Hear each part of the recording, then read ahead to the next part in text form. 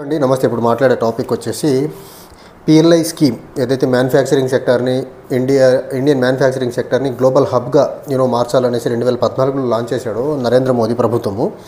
So ఆ particular PLI scheme, production linked incentive scheme ఏదైతే ఉందో దాన్ని ఇప్పుడు ఉన్నటువంటి 14 సెక్టార్స్కి మించి ఫర్దర్గా వేరే సెక్టార్స్ని ఎక్స్టెండ్ చేయట్లేదు అనేసి రైటర్స్ అనే ఒక ఇంటర్నేషనల్ డైలీలో వచ్చినటువంటి రిపోర్ట్ని బేస్ చేసుకొని గవర్నమెంట్ ఆఫ్ ఇండియా లేదేదో తప్పు పిఎల్ఐ స్కీమ్ని డిస్కంటిన్యూ చేయడం కానీ లేకపోతే ఫర్దర్ సెక్టర్స్కి ఎక్స్పాండ్ చేయకుండా ఉండేదానికి గవర్నమెంట్ ఇంటెన్షన్ అది కాదు. ఇప్పటి వరకు గవర్నమెంట్ దగ్గరగా 1.6 లక్షల కోట్ల రూపాయలు గవర్నమెంట్ ఆఫ్ ఇండియా ఈ పర్టికులర్ స్కీమ్లో ఇన్వెస్ట్ చేసింది. అండ్ ఈ పర్టికులర్ స్కీమ్ ద్వారా దగ్గరగా మ్యానుఫ్యాక్చరింగ్ పరంగా పెద్ద మొత్తంలో గవర్నమెంట్ ఆఫ్ ఇండియా ఇన్సెంటివ్స్తో మ్యానుఫ్యాక్చరింగ్ సెక్టర్ బలంగా ముందుకెళ్ళిందని చెప్పే ప్రయత్నం అయితే చేశారు. ఇందులో దగ్గరగా 1.4 ఈ పిఎల్ఐ స్కీమ్ ద్వారా దగ్గరగా 1.6 లక్షల కోట్ల రూపాయలు ఇన్వెస్ట్మెంట్, తర్వాత 1.4 లక్షల కోట్ల రూపాయలు సేల్స్ జరిగింది అనేసి గవర్నమెంట్ ఆఫ్ ఇండియా ఒక డేటా పరంగా ఇచ్చే ప్రయత్నం చేసింది.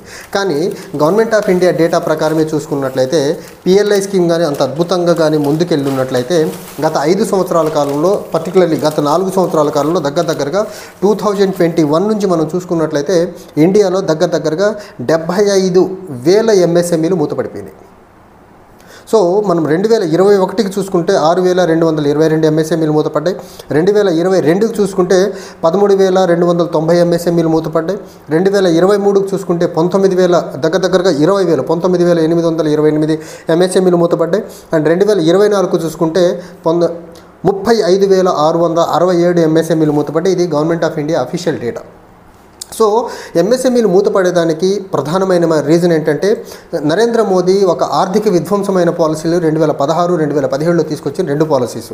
సో 2016లో తీసుకొచ్చిన డిమానిటైజేషన్, 2017లో తీసుకొచ్చినటువంటి జిఎస్టీ స్కీమ్స్ ఏవైతే ఉన్నాయో ఈ 2 సెక్టర్స్ భారతదేశంలో ఎంఎస్ఎంఈ సెక్టర్స్, ఎంఎస్ఎంఈల ద్వారా మ్యానుఫ్యాక్చరింగ్ సెక్టర్ మీద ఒక తీవ్రమైన ఆటం బాంబు లాంటి ప్రక్రియను అయితే చూపించాడు నరేంద్ర మోదీ. దాని పర్యవసనం గ్రాడ్యువల్గా పడుకుంటే ఈరోజు ఎకానమీలో ఒక రెసిషన్ లాంటి సిచ్యువేషన్, జాబ్ క్రియేషన్లో ఒక స్టాగ్నేషన్ లాంటి సిచ్యువేషన్, అన్ఎంప్లాయ్మెంట్ పరంగా భారతదేశంలో గత 45 సంవత్సరాల్లో హైయెస్ట్ రేట్ ఆఫ్ అన్ఎంప్లాయ్మెంట్.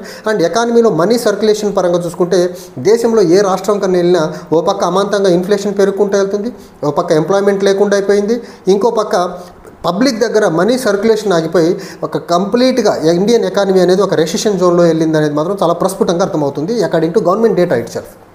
75,000 ఎంఎస్ఎంఈలు మూతపడ్డాయంటే just imagine government of India యొక్క ఎకనమిక్ పాలసీస్ ఎంత దయనీయంగా ఉన్నాయనేది.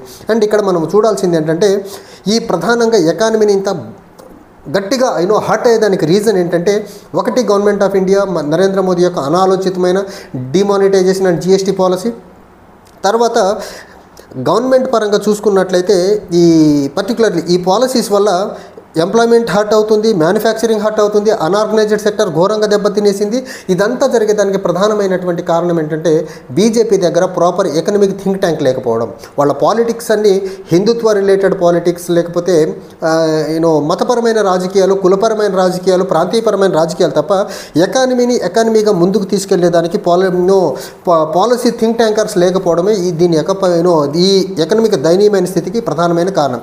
సో దీన్ని గత 10 సంవత్సరాల క్రితమే మన్మోహన్ సింగ్ గారు డిమానిటైజేషన్ తీసుకొచ్చినప్పుడే చెప్పారు, నరేంద్ర మోదీ లాంటి వ్యక్తి భారతదేశానికి ప్రధానమంత్రిగా ఉండటం ఒక దేశానికి డిజాస్టర్, పెను విపత్తు లాంటిది అనేసి డిమానిటైజేషన్ వచ్చినప్పుడే చెప్పారు. అండ్ డిమానిటైజేషన్ అనే ఒక పర్టికులర్ ఎక్సర్సైజ్ ఏదైతే ఉందో దాన్ని మన్మోహన్ సింగ్ గారు చాలా క్లియర్గా ఇది ఒక మాన్యుమెంటల్ మిస్ మేనేజ్మెంట్, దీని ఇంపాక్ట్ రాబోయే రోజుల్లో ఎకానమీ మీద చాలా బలంగా పడుద్ది అనేసి 2016లో డిమానిటైజేషన్ వచ్చినప్పుడే చెప్పారు రాజ్యసభలో మాజీ ప్రధాని మన్మోహన్ సింగ్ గారు.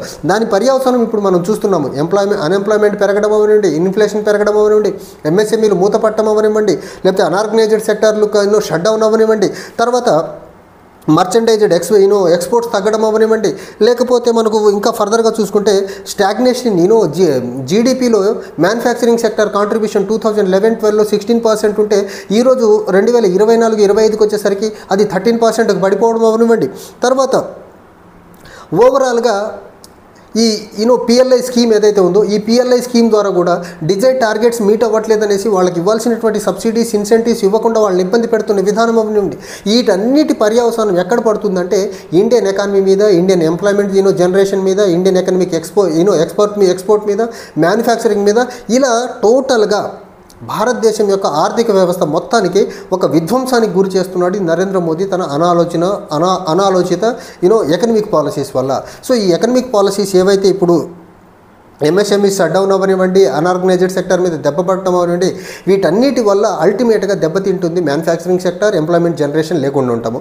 ఇంత జరుగుతున్నా కానీ ఈ దిద్దుబాటు ఈ ఎకనమిక్ సెక్టార్లో మరీ ముఖ్యంగా ఎంఎస్ఎంఈస్ల పరంగా, అన్ఆర్గనైజ్డ్ సెక్టార్ పరంగా, లేకపోతే మ్యానుఫ్యాక్చరింగ్ సెక్టార్ పరంగా, ఎకానమీ యాజ్ ఏ హోల్ పరంగా దిద్దుబాటు చర్యలకి గవర్నమెంట్ ఆఫ్ ఇండియా ముందుకు అడుగులు ఏమనేస్తుందంటే ఏ కోశాన కూడా ఒక ఎక్స్పర్ట్స్ కమిటీని వేసి, లేకపోతే గ్రూప్ ఆఫ్ మినిస్టర్స్ యొక్క కమిటీని కాన్స్టిట్యూట్ చేసి ఎకనమిక్ రెసిషన్కి కారణాలు ఏంటనేసి ఒక స్టడీ గ్రూప్ వేసి ఆ స్టడీ గ్రూప్ ఇచ్చే రిపోర్ట్ని బేస్ చేసుకుని ఫర్దర్గా చర్యలు తీసుకోవాలనే ఒక ఆలోచన కూడా గవర్నమెంట్ ఆఫ్ ఇండియాకి, ప్రధానమంత్రికి లేకపోవడము వీళ్లకు దేశం యొక్క ఎకానమీ పట్ల, దేశంలో ఎంప్లాయ్మెంట్ జనరేషన్ పట్ల, దేశంలో మనీ ప్రజల దగ్గర మనీ సర్క్యులేషన్ పట్ల కానీ, లేకపోతే ఇన్ఫ్లేషన్ని తగ్గించి ప్రజల యొక్క లైఫ్ని ఈజ్ చేయాలనే ఒక ఆలోచన ఎక్కడ గవర్నమెంట్ ఆఫ్ ఇండియాలో లేదు అనేదానికి బెస్ట్ ఎగ్జాంపుల్.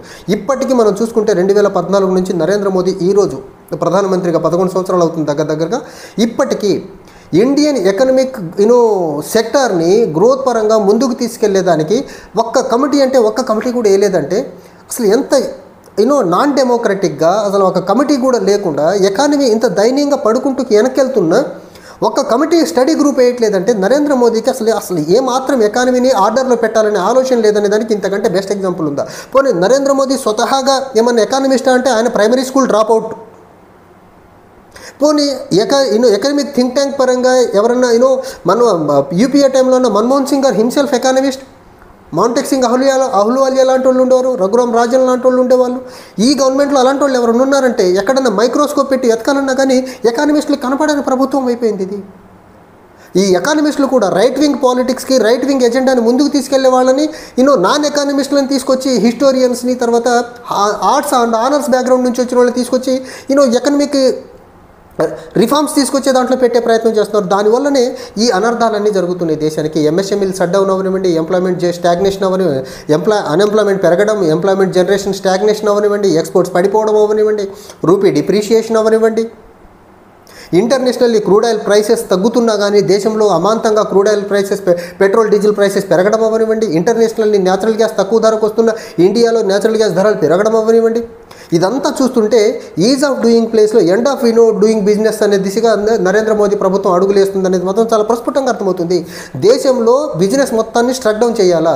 మనం చూసుకున్నట్లయితే రీసెంట్గా గవర్నమెంట్ ఆఫ్ ఇండియా యొక్క పాలసీస్ నచ్చక ఫారిన్ ఇన్వెస్టర్స్ ఎలాగో వాళ్ళ డబ్బులు తీసుకొని వెనక్కి వెళ్ళిపోతున్నారు. కానీ డొమెస్టిక్ ఇన్వెస్టర్స్ కూడా బెటర్ డెస్టినేషన్ వాళ్ళ డబ్బుకి బెటర్ రిటర్న్స్ ఎక్కడొస్తే అక్కడికి వెళ్ళే పని చేస్తున్నారంటే నరేంద్ర మోదీ ఎకనమిక్ పాలసీస్ ఎంత డిజాస్టర్స్గా ఉన్నాయో చూడండి. అండ్ ఈ డిజాస్టర్ని గ్రహించిన మన్మోహన్ సింగ్ గారు 2016లోనే చెప్పాడు, మోడీ లాంటి వ్యక్తి దేశానికి ప్రధాని అంటే ఇది ఎకానమీ మీద దేశానికి ఒక డిజాస్టర్ లాంటి ప్రక్రియ తప్ప నరేంద్ర మోదీ వల్ల దేశ ఎకానమీకి మంచి జరగకపోక చెడు ఎక్కువ జరుగుతుందని అప్పుడే ఊహించి చెప్పాడు ఆయన. దాని ఫలితం ఇప్పుడు అనుభవించాల్సి వస్తుంది. ప్రజల దగ్గర డబ్బు లేకపోవడం, రైతాంగానికి గిట్టుబాటు ధర లేకపోవడం, యువతకు ఉద్యోగాలు లేకపోవడం, ఎకానమీలో ఏ సెక్టర్ కూడా ప్రాపర్గా పెర్ఫామ్ చేయకపోవడం.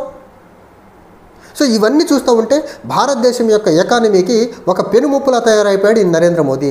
ఈ పెనుముప్పు నుంచి భారతదేశం ప్రజలు ఎప్పుడు కోలుకొని బయటకు వస్తారో అర్థం కాని పరిస్థితి. ఇప్పుడు దేశంలో జరుగుతున్న ఈ దుర్గతాలు, ఇన్ఫ్లేషన్ అవనివ్వండి, అన్ఎంప్లాయ్మెంట్ అవనివ్వండి, రైతులకు సమస్యలు అవనివ్వండి, వీటన్నిటి మీద ఏదన్నా మాట్లాడదామని ఎవరైనా ముందుకు వస్తే మతాన్ని అడ్డం తీసుకొచ్చి మతపరమైన అంశాలతో ఈ రియల్ ఇష్యూస్ మొత్తాన్ని పక్కదారి పట్టించే పరిస్థితి Narendra Modi and BJP, RSS చాలా సక్సెస్ఫుల్గా చేస్తున్నారు. దీనివల్ల రాబోయే రోజుల్లో దేశంలో ఆకలి కేకలు పెరగడం తప్ప, ఎకానమీ ఇంకా పూర్వ స్టేజ్కి వెళ్ళటం తప్ప బెటర్ అవుద్దనే ఆశ కూడా కనపడట్లేదు ఎక్కడ కూడా. Thank you.